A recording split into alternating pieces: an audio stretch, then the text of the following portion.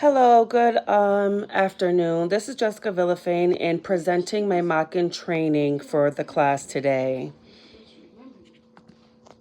Okay, as we get into it, we're going to identify 5 different counseling skills. The first one is active listening. As a counselor, the vital part of your job is to help your client feel respected, heard, and validated. And one way to do this is through active listening. This includes nodding your head, facial expressions, eye contact, and body language. Active listening shows that you are focused and engaged with what your client is saying. A part of this job is to ensure your facial expressions, body language, and the tone of your voice does not cause boredom, judgment, or frustration towards your client. How you respond to your clients, both nonverbally and verbally, affects how comfortable they are with sharing, along with whether they will choose to continue counselor-client relationship. The second one is questioning ability. A counselor should be skilled in asking questions as you are listening to your client. There are 2 types of questioning skills used in counseling field, the open and the closed.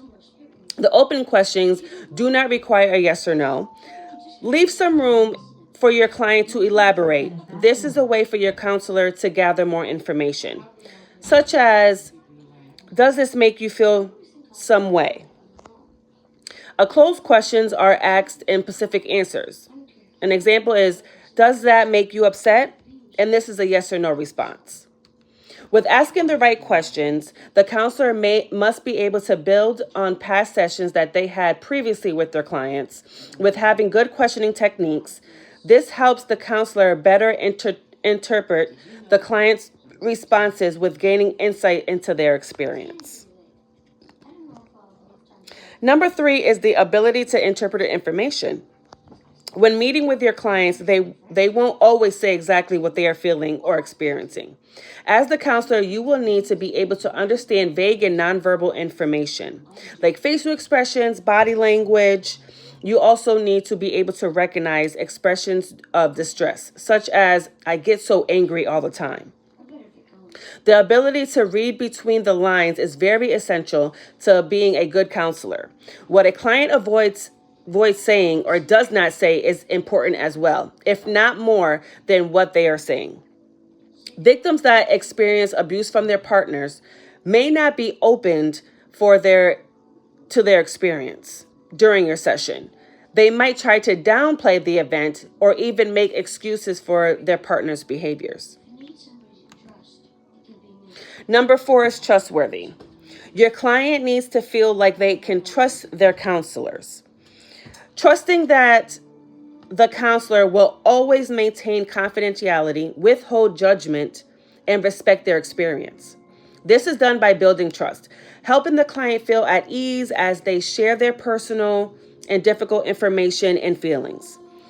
Your client should never feel like their counselor is judging them for their behaviors or thoughts that do not align with the counselor's personal sense of moral ethics or religion.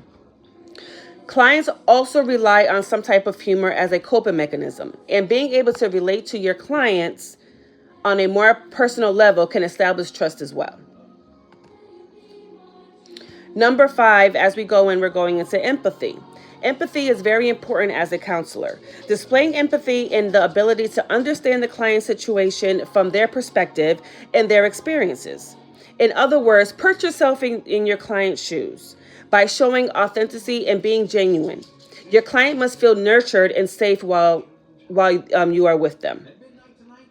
A healthy counselor-client relationship does depend on the counselor being able to maintain a professional boundaries, compartmentalize their emotions, and prevent their own experience from affecting how they treat their clients. One way to express empathy is to self-disclosure during this process. Be judicious and bring the conversation back to the client. For example, feeling overwhelmed as a new parent is very common. It was for me. Do you think you may be being a little bit too hard on yourself?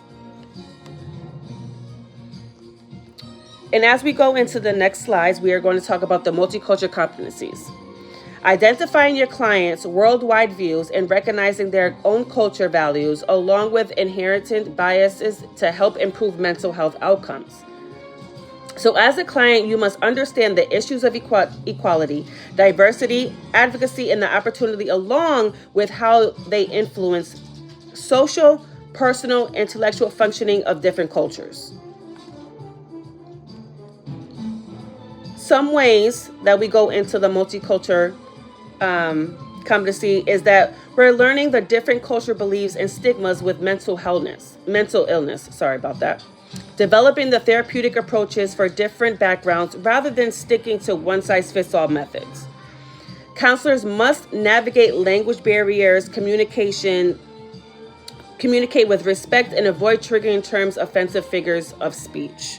This also can be a major issue when you deal with having different clients that come from different different backgrounds and cultures and ethnicity and have a language barrier. Make sure that you always have some type of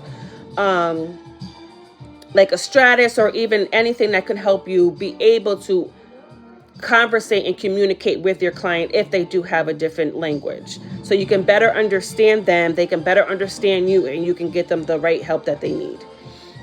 Know the culture, values, and beliefs on how it shapes a person's relationship, description of symptoms, ethics, communication styles, and other beliefs of behavior. Next couple slides, we're going to get into ethical considerations.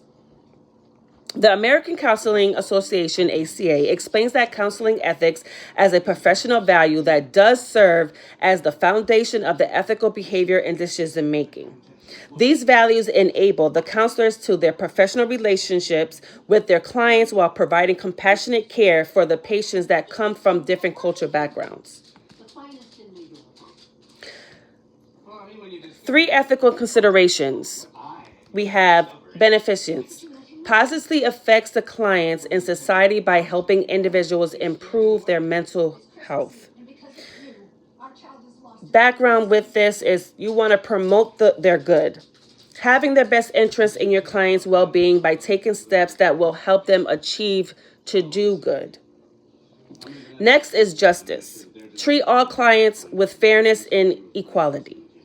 This, you're going to treat your clients equally no matter their ethnic backgrounds and avoiding discrimination. No matter where they come from, we're going to treat every client the same. No matter their history, no matter their story, no matter what they're going through, no matter their past, every client gets treated the same. And lastly is non-maleficence. Avoid actions that could harm clients and others and take steps to minimize unavoidable harm. This means do no harm. Avoid anything that can cause harm to your clients, such as emotional, physical, and psychological damage. We want to maintain and make sure that their mental health and their well-being should always be the first priority.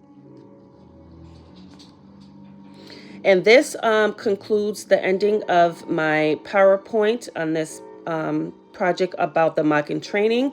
In the last slides, you will see that I do have references that help me argue my statements in my PowerPoint. Thank you.